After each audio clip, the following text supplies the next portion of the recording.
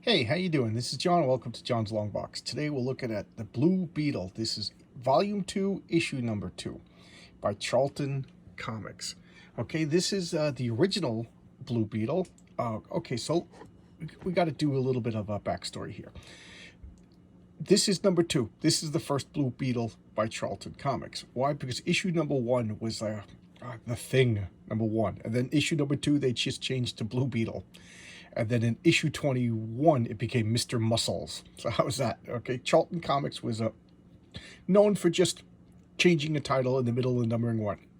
And I think it was a money-saving thing to do because it cost money to register with the post office and get a new thing. So they just whatever, unceremoniously changed title. Marvel did it too, and DC did it too. So, it's not like it's a shady thing that I don't know. Maybe it is shady. I don't know, but it was something that all the comic book companies did. Now, what is Charlton Comics? Charlton Comics was a publication house. I think it started in 1946, and they did like magazines and I think newspapers, and I think they were from Connecticut. I could be wrong, and I probably am, but it had its own printing press and everything like that. So at night, one of the guys was like, all the printers just running idle. We could print stuff at night. So at night they would print comic books, and what they would do is they would just republish other previously published stuff. So they would, I think for a while they would just do it without any permission. And if memory serves me correct, the owner actually got arrested for doing it. And then they started buying stuff. So they would buy like other public domain stuff or out of publication stuff. So they bought a lot of Fawcett's characters. They notably bought the Blue Beetle, who was already a Golden Age character. Matter of fact, the first couple issues were reprints of the original Blue Beetle comic, and then they started publishing their own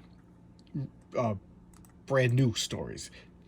And Charlton had its own staff, so everything was done in-house. They wrote, they drew, they colored, they inked, they lettered, and they published, all in one company, all in, I think it's like one building. It's something that like Marvel or DC never did.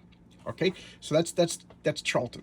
Also, a little bit of history is DC ended up buying a lot of the Charlton catalog, and that's why you have the Blue Beetle, Ted Kord well, actually Ted Kord was Charlton also, but that's why you have Ted Kord into DC later on. And then Alan Moore wanted to use the Charlton characters to make them the Watchmen. So this is the original Night Owl, and then Ted Kord is the I forget the character's name, but the second Night Owl from the Watchmen. So here we go. So there's some back issues.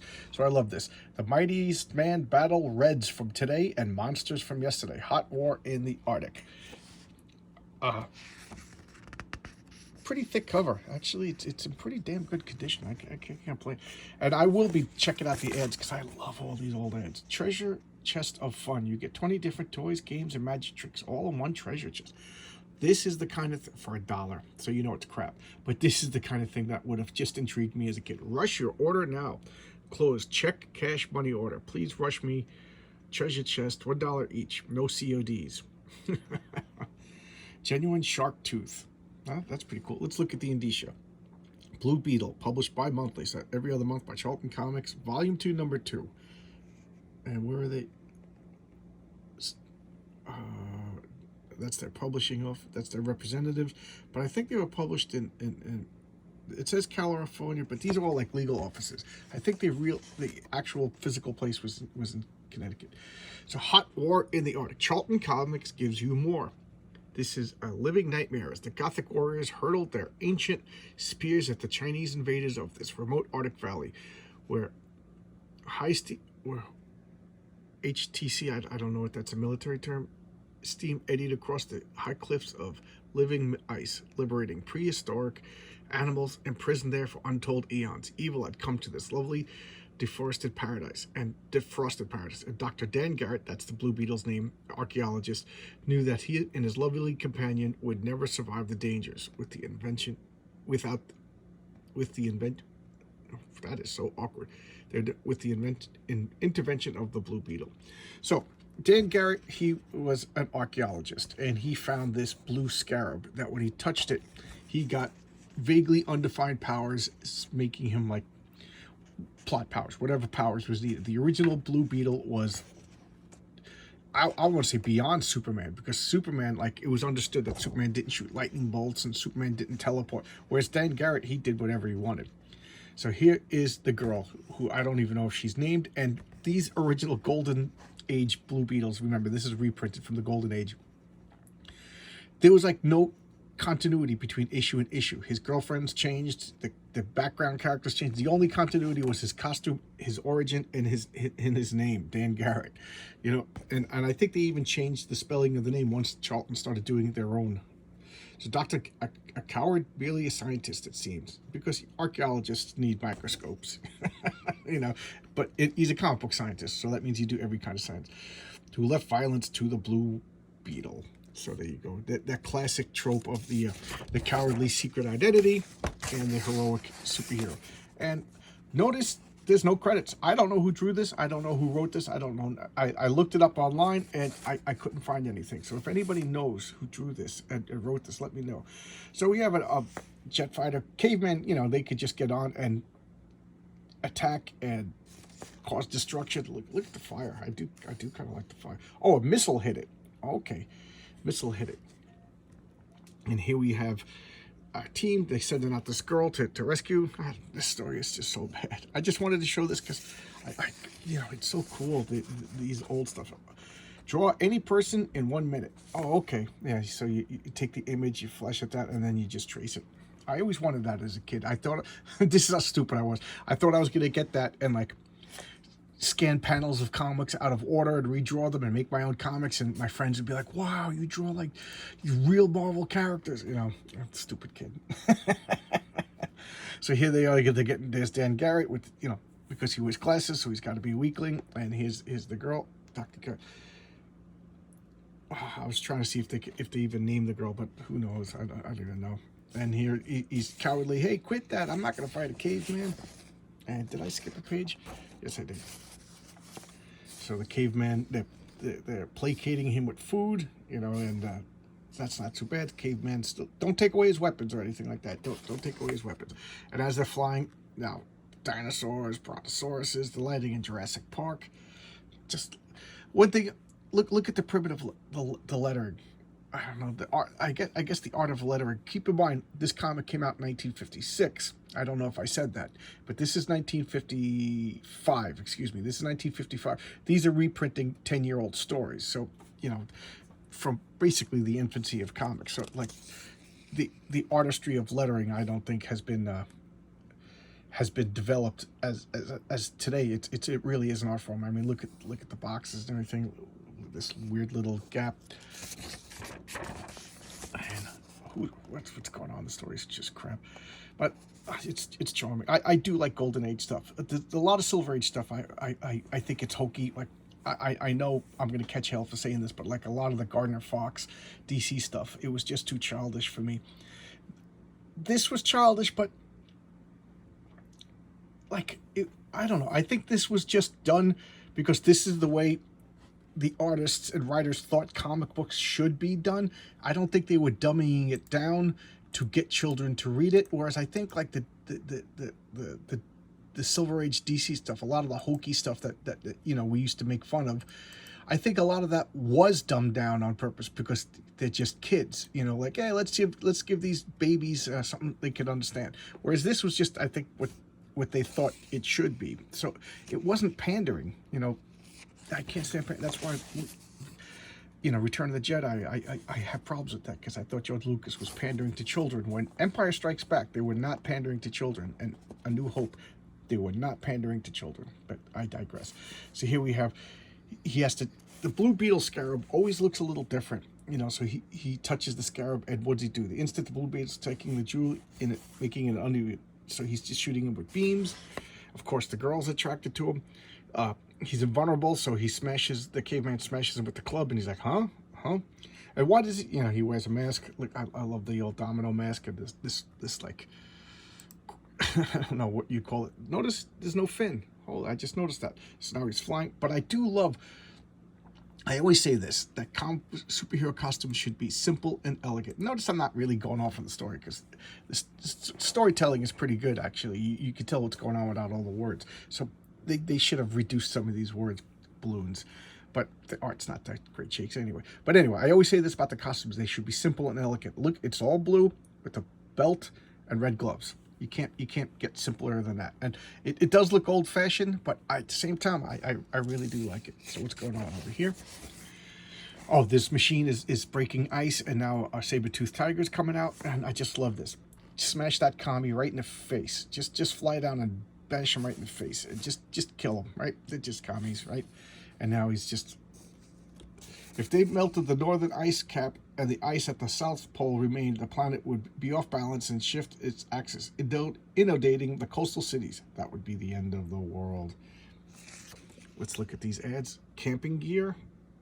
Be the life of the party. Don't they know the comic book guys are introverts? Or is that like the reason why you need to be the life of the party? Will we going to parties? Actually, who knows? Oh, okay. And now he's using his awesome Blue Beetle undefined powers to restore everything. There's explosions going on. Look how clumsy fools. Now I will attack. And he's just... What raids do a Beetles have? So he's just inundating them with to say, the Oriental enemies used every weapon in their arsenal, but found them all useless against the man endowed with the strange great powers. So they don't even tell you. He just has strange great powers. Oh, Blue Beetle, you are magnificent compared to you. No man can. Hush, Captain. Don't say anything you'll want to take back later. So, you know, she's in love with him, and that's just such a comic book trope. Now this, what is this? Space engineering. This is a page of text, and I don't know if this... Okay, yes, there we go. So 2 pages of text. Why... A lot of these old comics have this, if you ever noticed, that there was always these badly written 1-page stories, you know, 1 full page, so, or 2 pages. Why? Because in order to qualify for media mail, which would make it cheaper for subscription rates and to, because remember, Charlton Comics is produced in Connecticut, but they got to get their comics all over the place. So they actually mail their bundles. I don't think they were a distributor. I don't think they were delivering the comics. And, you know, I know Marvel and DC weren't. So in order to ship them, they used the mail service to get to newsstands all over, and that's a lot of money. So in order to qualify as media mail, you had to have 2 full pages of just text. No drawings, no ads, no pictures, nothing, just text. And that made it a magazine, and magazines had a cheaper mail-in rate. So that's why they did these stories. Now this is a comic magazine. That's why the Fantastic Four, if you remember, it said the world's greatest comic magazine. And then later on, they started publishing the letters, and the letters, you know, front and back, that made the comics qualify as for the media mail for the magazine rate. So that's the letters page was just a cheaper way. You know, they have to pay somebody to do this. They have to edit this. They have to whatever. But the letters pages, just grab a bunch of letters. Somebody else already wrote them. You don't have to pay them for the letters, and for the most part, you wanted to get your letter in them. It was like a badge of honor. It was cool. I have a few letters published, but I was by no means a letter hack. So there you go. That's the origin of the letter page. And what is this? The Thief. I don't even remember this story. Is it the Blue Beetle? Oh, yes, it is. There we go. Some crazy looking Chinese guy. This art looks familiar, but does anybody know who drew this? I looked it up and I can't find. So here he is. He's just blasted everybody with his vaguely defined Blue Beetle powers because the Chinese Red Army is attacking. And get in there. Does he say the girl's name yet? I'll get inside Captain Noor. Okay, so she's consistently Captain Noor. That's what she was in the last comic and the last story. And this is still the same story. I thought it was over. It shows you how much I remember. So, U.S. government surplus. We could get cars, rowboats, bike decals, personal radios, poems wanted, colorful phylactic. I don't know what that means, but it sounds vaguely dirty. 101 things to get for free for 50 cents. A boomerang, stamps, insignias, poems again, Mayflower stamp, sound effects for auto racing sets. That's pretty cool. So here he's fighting this. Oh, okay. So this guy's going around with a flamethrower, melting all the ice and freeing this wonderland of prehistoric stuff. And they're sharing a moment in the cave. and then he zaps and zooms, and look, he's flying around. So all he's doing is, what powers is he displaying? Well, obviously flight. Obviously these zaps, these undefined rays. I always kind of like when the rays have names, like the repulsor rays. Or, the Human Torch shoots, concussive fire. And Captain Marvel fires like cosmic energy blasts and stuff like that. So I said stuff like that again. So now but what does the Blue Beetle shoot? Just power. Like, I think the best is Cyclops. Everybody knows Cyclops doesn't shoot heat, or I think Cyclops shoots concussive blast. So if Cyclops shoots you, it's like getting punched by the Thing, or punched by the Hulk. It's just a super concussive. So he just like smashes and bashes. And this guy looks stoned. I guess I would be stoned too if the Blue Beetle is shooting me with vaguely undefined blasts. And now what is that? Is that even Chinese characters? What is that? I don't know. And then boom, the next chapter, Atomic Death. That's kind of cool, actually. They shoot, and it looks like they hit the Blue Beetle, and he's recoiling back. That's actually pretty cool. So now we got Atomic Death, and this page is, I don't know. Now I like how his domino mask now turned into goggles, because why have internal consistency? And she's kissing him, and we all know that when the hero gets kissed, it supercharges him, and now he's zooming and booming, flying around, smashing. So he's just like what is that? A airstrike. He's just like a flying airstrike, and I love. He's just like flying, blasting, smashing into things. He's got super strength. Oh yeah, he's listing his powers, and I stopped. So he's got super strength, flight, these energy blasts, and invulnerability displayed. So that's pretty consistent. Later on, he could grow to giant size. He could become incorporeal. He could read minds. He could project illusions. Whatever power is needed, the Blue Beetle Scarab provides. That was a lot of stuff that happened. That was a common thing in Golden Age. The power trope, plot powers, as I call it. So now he's zapping and zapping and zapping. I don't know. I just like the red gloves and the blue. I do think that's cool. Oh, look, there's the fin. Okay, so sometimes the fin shows up, but I guess when you're using your powers, the fin goes away. So here he defeats everybody. My hero, kiss you, and they're flying back, saving this primordial paradise. And here we got the Blue Beetle in the Lost City. Okay, so this is a completely different story. So again, they don't mention who writes it, who draws it, and I couldn't find. I looked up online, and they just had like what do they call that? A stub when there's not a lot of information on Wikipedia and stuff. So I don't know who did this. This is, I think that is a coloring note for the colorist. So now we have a new girl, and now he's deep sea diving, and when they're deep. So I just got distracted by this. How cool is that? A wrist radio for $3. That's got to be a piece of crap. Camouflage paint. I'm really curious about that. That is just cool looking. That's got to be a piece of crap. So they go into a tunnel, an underground cave. I love stories that go through like underground caves, and they find this glowing city. And who's this girl? Who cares? We'll never see again. And he's very heroic looking, I don't know why he acts like a nerd. Oh, this is even the Blue Beetle. Yeah. So they make it out, and that's the end of the story. Big deal. Now, this was just a filler. Any number of things.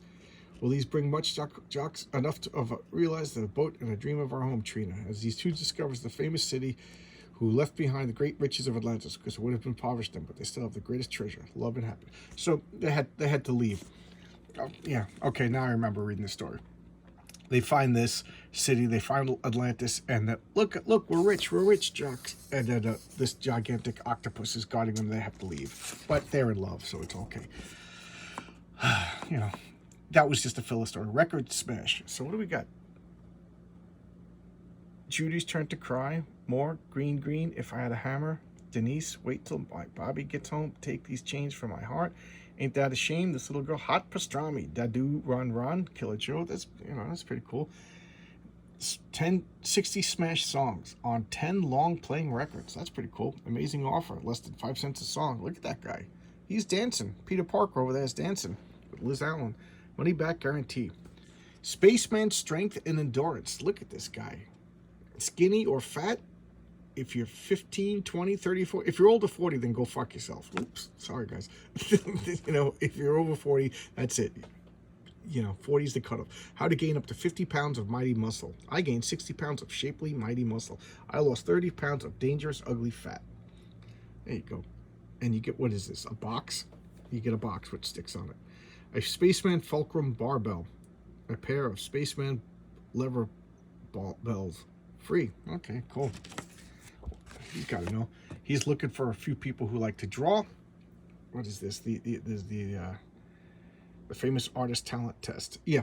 And you know what's funny is my oldest brother, my older, I have two older brothers. My immediately older brother, he likes horror and everything like that. My oldest brother was a lot older than me. See, he was like an adult when I was a kid. But my mother told me that when he was real little, he filled out one of these and mailed it.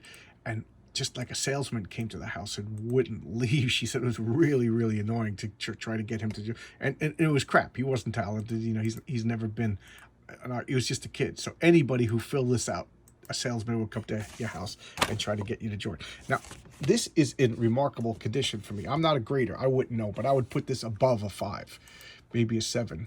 You know, I think this is really good condition. I'm really happy that I got this. I got this years ago. I don't remember where, but I got almost a full run. There's a couple of issues that I'm missing, and it's really hard to find, obviously. And even like if you look up like in catalogs, the numbering system is really kind of wonky. So I don't know.